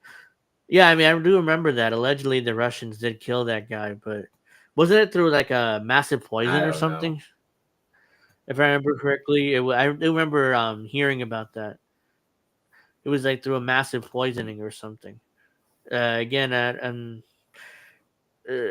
So yeah, it's just ridiculous, guys. I mean, the UK has really lost their minds. They're going completely like psychopath on this. And what, they want World War III? I think they do. I mean, there's no reason for this unless they seriously doing a war posturing. And then they're trying to drag the United States into World War III. Because that's definitely what they're trying to do. Just like Israel is trying to drag U.S. into a larger war with Iran. So, because Netanyahu like desperately wants to go to war with Iran, so in order to do it, he has to drag the U.S. into it. Same thing with Europe; they're trying to drag the U.S. into another world war because they are afraid of Russia for some reason, even though there's no reason for it. Because what's the Russians going to do? You know, the Russians are going to invade a country which is going to directly lead to World War III. So none of this makes any sense, but it doesn't have to make any sense because they want a war, obviously. So yeah, so we're Jacqueline also says, I think Starmer has painted himself into a corner. Yeah, he's been so hawkish against Russia that now he has to double down on it because in the UK, obviously, they have, they have different election systems and they've changed prime ministers, at least twice in the last year? I remember some other guy was the prime minister and then all of a sudden Starmer became prime minister. So they change prime ministers quite regularly in the UK. The one guy that hasn't won is Jeremy Corbyn. I mean, he hasn't been prime minister once. He's much more to the left, and somehow he hasn't become prime minister. Instead, it's like the same like centrist party or right wing party. Again, I'm kind of like ignorant of exactly the parties in the UK, but I think you guys might get my point there. I mean, the conservatives like never win, or the progressives never win. So let's see. That's I already talked about that. Zelensky here, he's crying. Yeah, he's begging for more money here. It looks like. Uh, Now he wants peace now. We continue working with our partner who seek peace just as we do. Remember last week when he was like begging for money in order to continue the fight? Now all of a sudden he wants peace. Next week there'll be a lot of work to do here in Europe with the US and Saudi Arabia. We're preparing a meeting to accelerate peace and strengthen the foundations of security. Last week he was like demanding money from the United States and he got kicked out of the White House. Now he wants peace. Today, intense work with President Trump's team has been ongoing at various levels, numerous calls. The topic is clear: peace as soon as possible, security as reliably as possible. Ukraine is fully committed to a constructive support. I thank everyone who's helping. So basically, now he wants peace, which is a good thing. I'm not, but at the same time, like, really, dude, last week you just said you just wanted money for war. Now it's like, oh yeah, by the way, I want peace now. We Like, should what? play that video again of Jimmy Dore So- mocking Zelensky. Oh yeah. So I'll read this real quick. Not AM or PM. I think there's two airings. Hold on, let me double check. I know there's one at 10 p.m., but I think Indy put it up for a second in the morning. So let me double check that, and then I'll read this article here. Hold on, let me go to the INN YouTube channel here, because I know I think there's two airings of the Oh my god! Hey, here we go. I got it.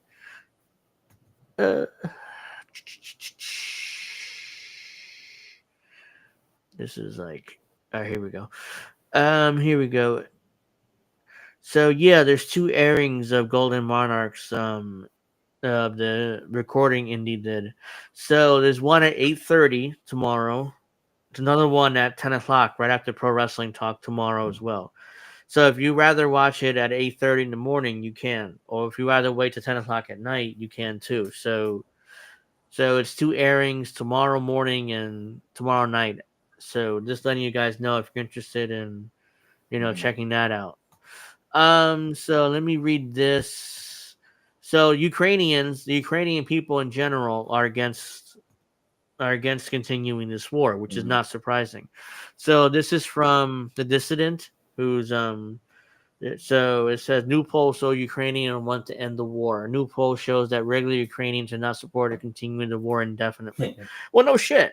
I mean, I'm not shocked by that. I mean, I didn't need a poll to tell me that, but I'm glad there is.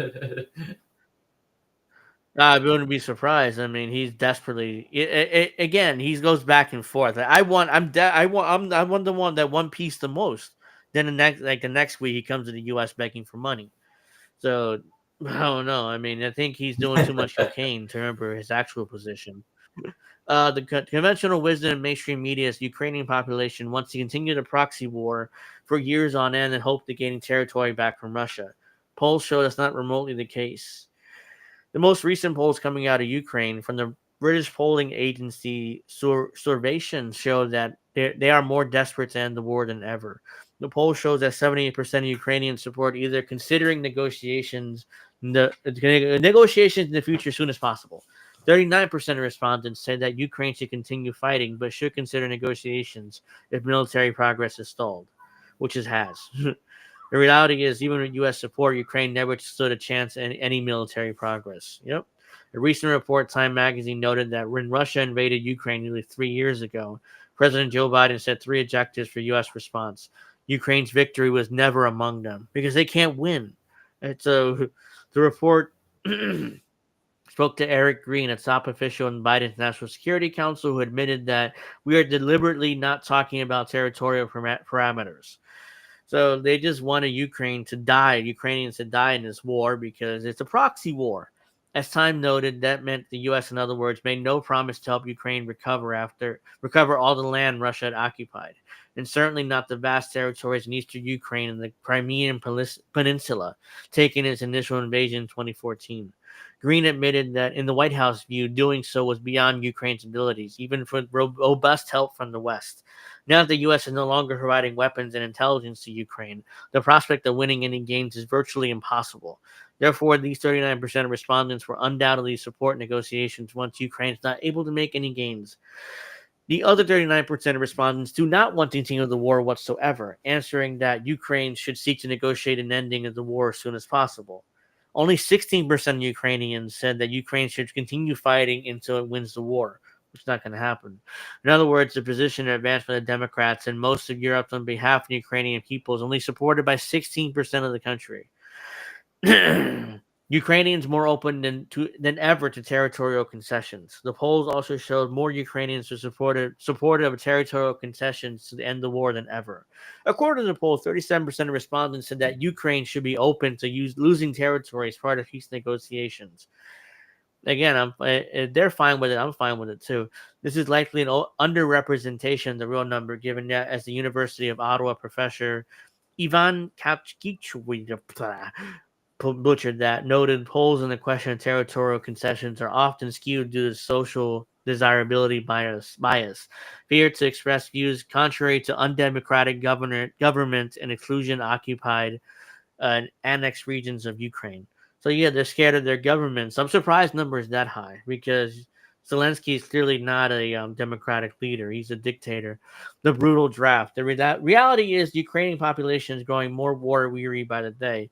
This means that those who support continuing the war in Ukraine are actually supporting a brutal draft to force them to fight. As the Daily Mail noted in November last year, Ukraine is battling to find new recruits for its army as the 1,000th day of the war with Russia approaches, with torrent of videos emerging of civilians being brutally beaten, forced into vans by mobs of soldiers.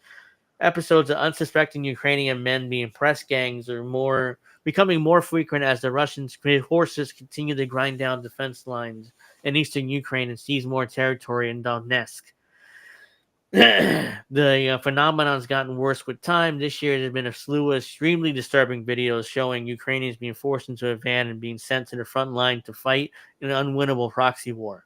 I've seen these videos. They basically beat the crap out of these guys, throw them in a van, and drive them towards the front lines. And they end up dead pretty quickly because they have no chance because they're untrained pretty much. This has mostly affected the working class in Ukraine. Of course it does. It always affects the working class. As the Ukrainian historian Marta Hershvenshvala noted recently on Useful Idiots podcast, who is suffering the most is working class people. They don't have the money to pay a bribe to leave the country. They don't have the money to pay a bribe for an exemption from the military. My relatives who were serving in the army and now from the working class, they're truck drivers, plumbers, but my friends who belong to the middle class and upper middle class have found a way to survive this war. Some of them even sold their apartments to pay the bribe, to be exempt from military service, or to be allowed to leave the country. So, of course, the poor suffer. They get grabbed and they get killed. Meanwhile, the rich, they get to pay a bribe in order to be allowed to leave the country. In reality, those who are supporting this war are calling for a mass draft of the working class Ukrainians to go fight and die in a proxy war they have no chance of winning. Ukraine's proxy war supporters are likely to claim this is about democracy and freedom, but the outcome of their preferred policy is sadistic. So, yeah, if you're on Substack, follow the dissident. He does really good work. He writes good articles and stuff. So if you guys, are interested, have Substack, go follow him. So yeah, I mean that's that. What time frame are you using? I'm using East Coast time, EST. Jacqueline. So it's at 8:30 in the morning Eastern and 10 o'clock at night Eastern.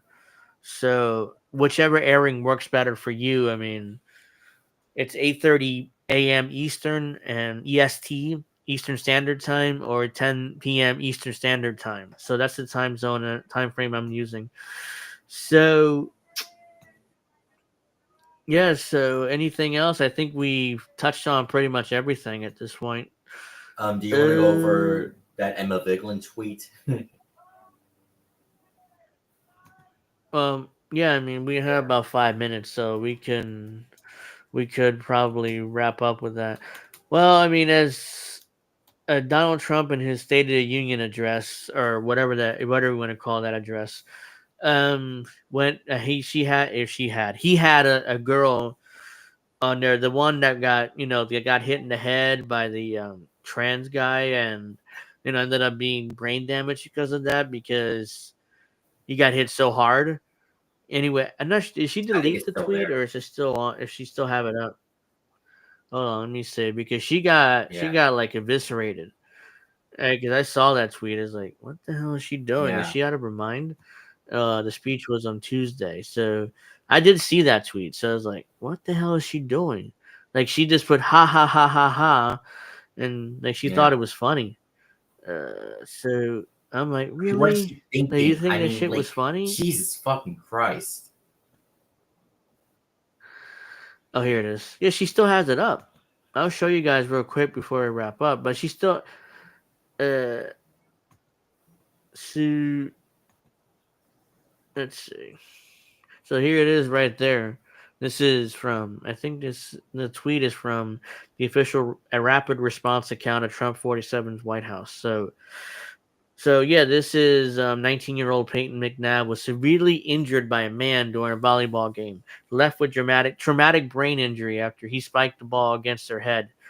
President Trump was proud to sign an executive order to keep men out of, I guess, women's sports. So let me see. Yeah, women's sports. And Emma Vigeland decided to tweet this out, just laughing about it. So she was eviscerated down And here. It's not funny to laugh at somebody if you're getting gonna laugh injured. about it, at least explain what's so funny. I mean, like, Yeah. Jesus. Mm-hmm. Let's see. Usually you react with anger or presented with evidence that contradicts your previously held positions. Even stranger to see you respond with laughter, even when you're doing the same thing. Yeah, XY individuals, males, are generally considered to be physically stronger than females due to the presence of the Y chromosomes, which blah blah blah. Yeah, basically the science. Obviously, men are stronger than women, and able, to. That's why that makes them. They make them better at sports. So you don't think trans people exist? Nick said Emma exists to create ineffective and insufferable left in this country, the absolute queen of bad takes. So Nick has nailed it once again there. And Anya Parampil said, at least you're openly celebrating violence against women and being honest about your position here. Yeah, I mean, again, mystery solved. Emma Transmaid Vigeland is the founding member of the U.S. chapter of the Cult of the Female Penis. So there you go. Libs at TikTok says, "What's so funny? Seems like you're the one whose brain is irreparably injured. Delete your account, ghoul." So yeah, she thinks this is hilarious for some reason, and she doesn't explain either. She just went ha ha ha ha and just moved on with her day. And she kept the tweet up too, which is amazing. Oh, that makes sense. At first, you thought you're laughing about a man assaulting a woman. So did somebody like translated by Google? I'm a soulless And it's bitch who probably, will it looks die like it's a alone. shiplip account that was responding to Emma. That's Uh-huh. what's funny about it. Yeah. Oh, he has a Ukraine. He has Yeah. a Ukraine flag in the account. But yeah, she probably has a shit lib, and even she was disgusted. It's like, come on, man, that's not cool. The face of hate in America 2025 is a democratic face. So you get the point. It's just totally outrageous behavior from Emma Vigeland here. So yeah, I guess we can go now because it's almost 9. Jacqueline says, disturbing how many poor people in the working class are dying in the world, almost like the rich has got it together and decried that the world's overpopulated and decided to follow Thanos' example. I mean, yeah, I mean there was a like a Stonehenge thing in Georgia where the population had to stay below 500 million in order to have a sustainable Earth. What, for the wealthy, basically. If Emma wants to defend trans rights, she can pick a better hill to fight on. How many trans people who are in professional sports? Well, not many, to be fair. Not many are actually in sports, but stories like this make it seem like there's a lot more. And Emma Bigland's laughing doesn't help either about it. What's funny? If Donald Trump so or if Trump saw that and he responded like, "This is Emma Vigeland, don't know if I pronounce her last name. It's a weird name. But anyways, I saw that tweet, and she should be ashamed of herself. I mean, what is he thinking? Yeah, I mean, Trump, I don't, chances are he sees that tweet as low, but yeah, I mean, that'd be funny if he did. All right, so I'm going to be wrapping up now this show. I want to thank everybody for watching. Make sure you do the like and subscribe. I'm assuming that Indy has some sort of Jesse Jet thing up for tonight, or maybe not, because I didn't see it. So if he does, make sure you check that out. If not, tomorrow morning at 8:30 Eastern, you can check out the Golden Monarch interview. And again at 10 o'clock Eastern, right after Pro Wrestling Talk. Which reminds me, Pro Wrestling Talk is on tomorrow, 8 o'clock Eastern. And then right after that, 10 o'clock Eastern. Okay, that's fine. Problem is, we do have to wrap And up also, before 10. I sent you a message last night. I don't know if you saw it, but I still haven't seen the latest Pro Wrestling Talk on Rumble. So I don't know why. It should be there, but if not, I could probably upload it. Just have to download it and upload it to my channel or something. So yeah, Pro Wrestling Talk is tomorrow at 8 Eastern. At 10 Eastern, we have the second replaying of Indy's interview with Golden Monarch. Talking about crypto and stuff. So I'll probably check that out because I don't know that much about crypto. So it'll be interesting to. Yeah, it doesn't either, but at the same time, like, okay, the United States government is having a crypto exchange, or they're having a crypto backed money, so under Trump, so that's why we probably have to learn a little bit about it. But yeah, so I'm gonna see you guys tomorrow for Pro Wrestling Talk. If not, make sure you check out Angel in the Afternoon every Friday, 7 o'clock Eastern. We'll be back here with you next